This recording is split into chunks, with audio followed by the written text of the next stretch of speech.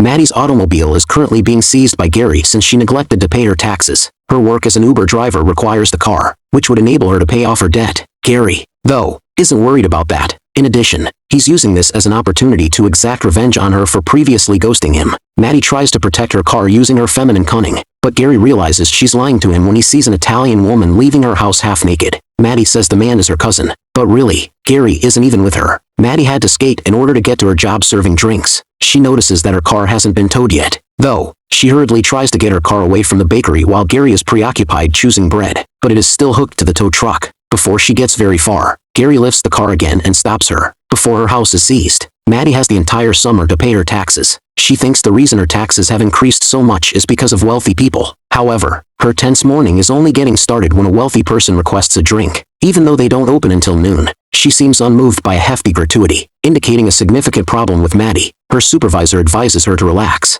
Sarah, Maddie's sister, comes up with a substitute for her. An advertisement claims that dating a shy 9-year-old and helping him get ready for college will get her a car. It does make reference to the early to mid-20s. Jim even says she can create a page if she's prepared to rent out her vaporizer. Nobody ever takes him seriously. Maddie believes she has no choice but to purchase a new automobile in order to maintain her position as an Uber driver because her costs are mounting. She gets dressed and takes her one and only means of transportation. When she finally lays eyes on the prize, Allison and Laird welcome her. At first, they believe Maddie to be a prostitute. They inquire about her age as well. Maddie claims to have turned 29 last year, so she must be 30 today. No, she is 32. Maddie persuades the parents to believe her despite their initial misgivings by pointing them that she is an experienced and professional girl, unlike younger females. Remarkably persuasive argument. Percy's parents inform Maddie that although he is intelligent, he is quite bashful. He doesn't drink or drive. He doesn't have friends, and he enjoys music but won't perform for others. They reassure Maddie that Percy is not gay by mentioning that they have access to his passcode and that they have looked through his texts and browsing history. They emphasize that Maddie should date Percy hard and offer her the automobile if she does so sincere. They emphasize, nevertheless, that this arrangement must be kept a secret. They advise that Percy's volunteer animal sanctuary would be the ideal location for Maddie and him to meet. In an attempt to make a good impression,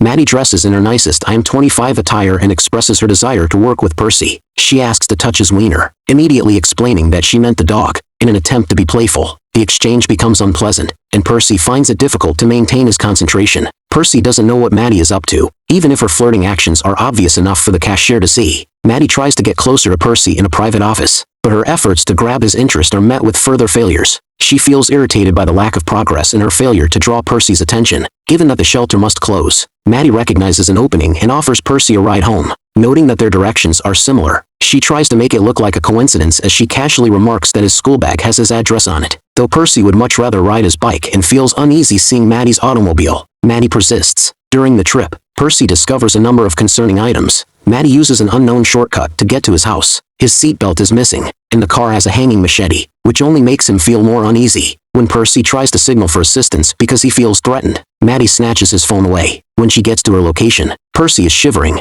slapping his mace, and spraying her again because he believes she is going to kidnap him. Wet and determined to set the record straight, Maddie asserts that an actual kidnapper wouldn't divulge personal information about herself. Percy is shocked to hear her admit that she contacted him because she thought he was cute. They decide to give it another go despite the tumultuous beginning and schedule a formal date for the next day. Maddie gripes to Sarah about Percy, claiming that because of his parents' extreme protectiveness throughout his life, he is exceedingly naive. The child is unfuckable, which irritates her because she thought she would have earned the car by now. The following day, Percy arrives at the bar feeling embarrassed despite his fine clothes. His unease stems from more than just being underage at the pub at 19. What are those? In an attempt to establish a connection, Maddie tells him about the vivid dream she had the night before. Misunderstood. Percy tells of his own dream in which Harley Quinn locks him in a dog cage and he is powerless to free himself. She meant sensual dreams, but he doesn't see the message. Maddie is unable to connect with him. The conversation turns to the song Man-Eater, which horrified Percy as a child. Another letdown. Not to add the iced tea from Long Island, this is just one of Maddie's numerous ex-boyfriends who reappears. Even if no one asks, he begins to chat about his wife and how much he loves her. Not that he's exactly welcome.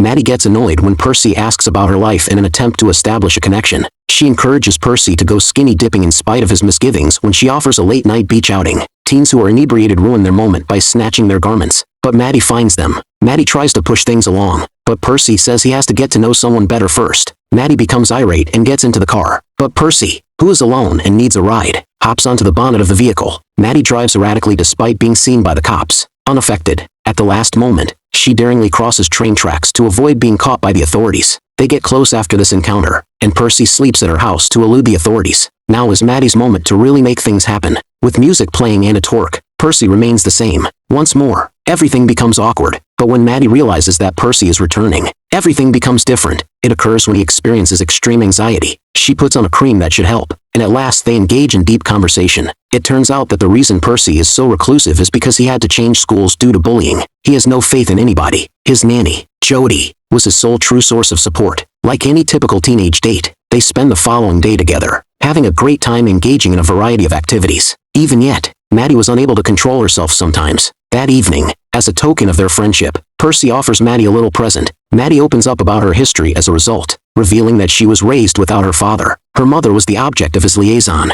She intended to get back in touch with him, but on the night she was supposed to go to prom, her letter explaining why she had never gone missing arrived unopened. Observing her fragility when Percy does finally lean in for a kiss, a quick message from Jody wanting to meet up cut short the moment. Maddie was shocked to learn that Percy's nanny, Jody, is a male instead of a woman. Jody, who comes across as nice at first, throws a frisbee, which Percy goes to retrieve. Then, Jody admits to having feelings for Percy and cautions Maddie to keep an eye on him, alluding to his influential connections.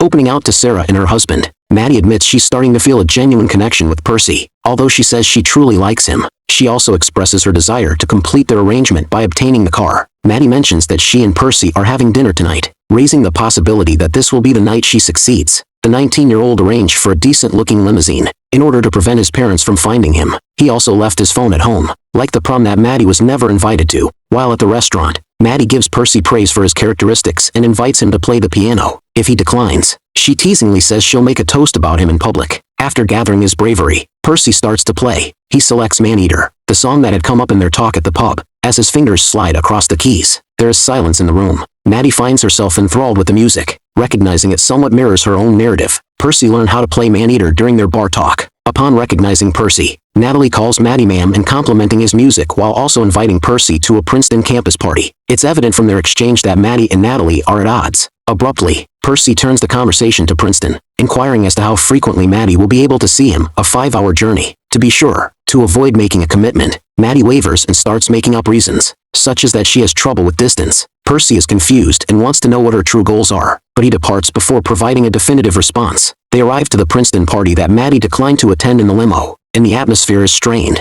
She goes inside even though Percy tells her not to follow him, and because of her age, she is immediately watched. The teenagers get out their phones and begin filming as soon as she says something hurtful. It appears like Percy and Natalie are upstairs. She makes several attempts before finding the correct room and forcing it open. Between the two, nothing occurred. MDMA had a distinct effect on him. He is forced to throw up by Maddie after she drags him to the bathroom. When some parents unexpectedly show up, it's obvious that Maddie doesn't belong at a high school dance. Percy attempts to stand up for her, but it just makes things worse. They really should leave. Percy acknowledges that he's now ready for Maddie as they make their way home. That's exactly what she wanted, but she changes her mind and says they should wait after Percy confesses his love for her. She detests those terms. When he finally opens up and tells them about Maddie, Percy's parents are overjoyed the following morning. However, he then says that Maddie struggles with long-distance travel and he refuses to go to Princeton. Percy's parents phone Maddie as he waits in the car. Maddie thinks Percy wants to end things because he is too attached. If she can persuade Percy to attend college, the parents will give her the automobile. Through the car's speaker, Percy inadvertently overhears the entire exchange, including Maddie's relief at not having to have sex with him, leaving Percy speechless with the treachery. Percy tries some wine during family dinner, albeit he doesn't really taste it.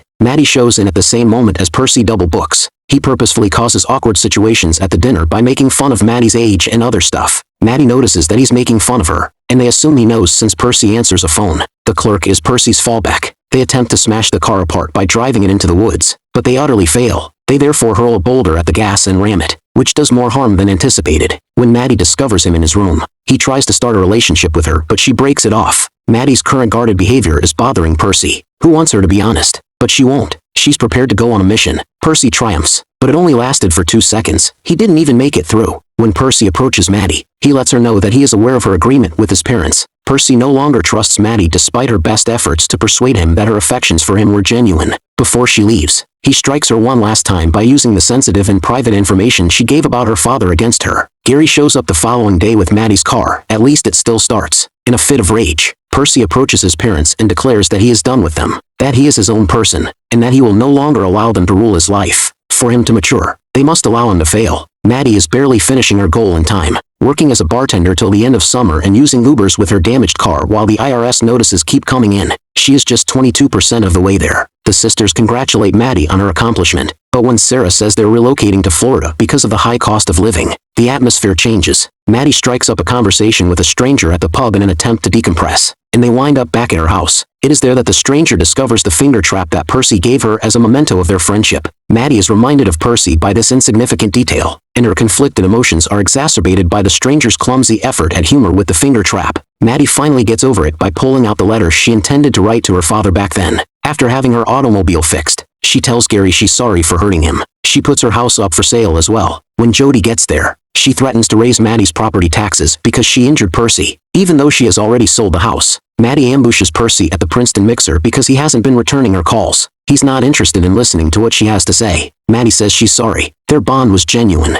As he prepares to drive off, she hops on his hood, exactly like the last time, and he begins driving erratically. You are welcome to speculate as to why he drives into the sea. After going through a whole circle there, Percy accepts her apology at last. After a passionate conversation, Maddie tells Percy that she is finally leaving this area behind, in order for them to remain. Maddie sold the house to her sister, and Percy is now at last starting to live on his own. This is his Uber. The conclusion.